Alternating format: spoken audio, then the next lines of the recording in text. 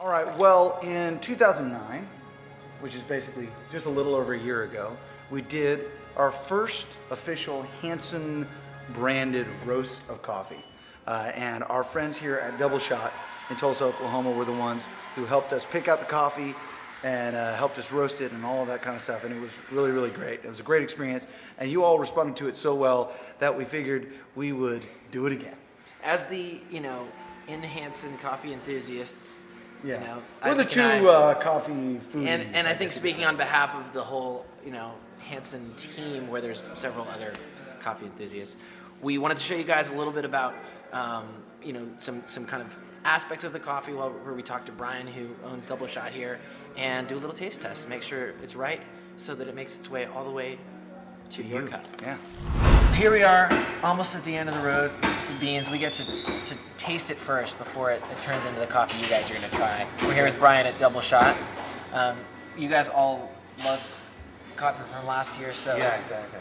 So we had to come back to our favorite place in town, and I think I'm pretty excited about this. I hope you are. Too excited.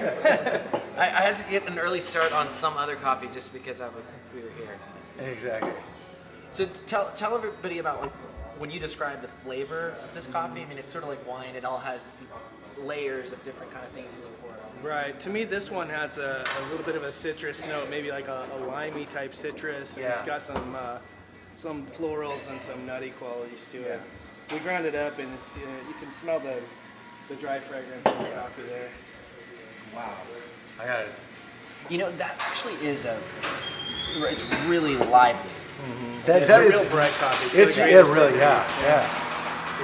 The brightness of it, you can it almost. Some coffees are really kind of dark and kind of very, almost like chocolatey or something, very kind of heavy. It's got a good base. This one's got a lot of pick me up to it. High notes, Yeah. That's right. High notes. I know, exactly. Maybe It's like a tenor coffee. Maybe we should rename it. Does it help if you said it was nutty? Does it help if you're nuts when you drink it? Does I it don't kinda know help? if I've always been nuts. I'm not sure. Well, another thing I was thinking about, this is obviously last year we did a coffee, around Christmas. Does the time of year when they're harvested, does that change the flavor? A lot of it has to do with the way they're processed, but Right. Kenya has actually, they're on the equator, and so they have two harvests every year. Wow. Kenya and Colombia both have two harvests every year. The second one is smaller, and it's called a fly crop. So their main harvest is in our winter, and then the fly crop is in our summer. And so that usually the fly crop is not quite as good of a crop, and this came out of the main harvest. And another cool thing for us about doing these coffees is this is a Kenyan coffee. Africa is, the origination of coffee, and just like last year's, this one is also continuing.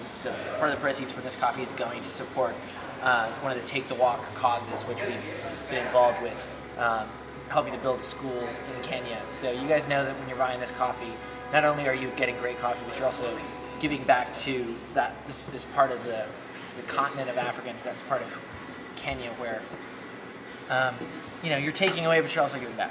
Also, over the years, it's like one of those exciting things where, as you do music, you're sharing the passion that you have for melody, for song, for kind of, evoking emotions and talking about things, but then take this opportunity and share another passion that we have, which is coffee, with you all, and have an Maybe expert right on the edge roaster. of obsession. Maybe obsession. When you guys are roasting, every step of the way it can affect the flavor. Like you said, when you get the harvest, how they process the beans, but then down with you guys, the way you actually roast the beans. We've talked about this before. What is it that you're looking for? Because you're, the joke about Starbucks is that they burn their coffee on purpose. Right. But you guys look for catching the flavor right where it's Right. best. How it goes is I get samples from a broker or from a farm or whoever is selling the coffee, And I have a small 2-barrel sample roaster that I can roast like a half a pound in. And so it's a really hard, like roasting in a sample roaster, you have to be a good roaster, you know? There's no like fooling around, you can't be an amateur. Like so I roast because you can samples. burn it quickly because it's small. Really, there's no way to tell how it's going except by looking and listening and smelling. And Waiting for it to hear it crack so you know that it's breaking through.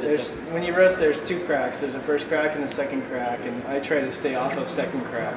Yeah. The second crack is where you start to lose the particular characteristics of the coffee, in my opinion. And we don't encourage crack in general. So That's right. Crack is one fine. crack is fine, but 2 cracks is just gone overboard. Yeah, it's just really too much. So, like, coffee is one crack. Right. Cocaine is a whole other crack. That's a different kind of crack. We don't like that. No, go. It's just you can't focus and it's too jittery. Exactly. Y'all ready to drink some? Let's do it.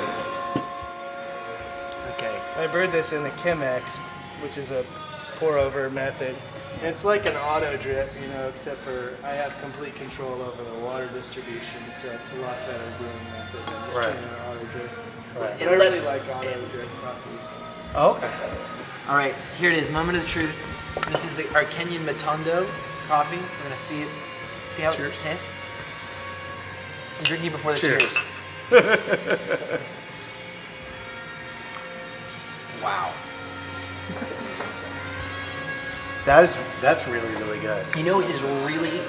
I'm surprised how even keeled it is because of how bright and lively the bean on its own tastes it. It's like it actually feels like it's really sort of a soft. A lot of times when I smell a dry fragrance in a coffee, that's what I taste on the finish of the coffee. To me, it was really interesting because it starts off with that little bit of brightness, like you smell in the initial, like you kind of smell when you first grind it, and then it really kind of gets really nice and even and mellow right in the middle, and then has this kind of like a, not so much chocolatey, but it has like a really nice kind of full-bodied finish to it. Like it's a very kind of, like you said, it's a very even coffee, but it has a very nice kind of complexity. I don't know. That's one of the better roasts I've had in a while. That's really good. This just tastes like a breakfast coffee to me. It would be like a nice. I drink coffee all day. You're asking me if it's for breakfast? It's always for breakfast, always for dinner, always for coffee is what's for breakfast, Dinner. lunch, dinner. Yeah. We're like one of those 24-hour breakfast places. Exactly. Well, there's our coffee, the Kenya Matondo. Go get one or two. You will enjoy it, I'm sure. We did. Brian, thanks so much. Thanks for coming down, guys.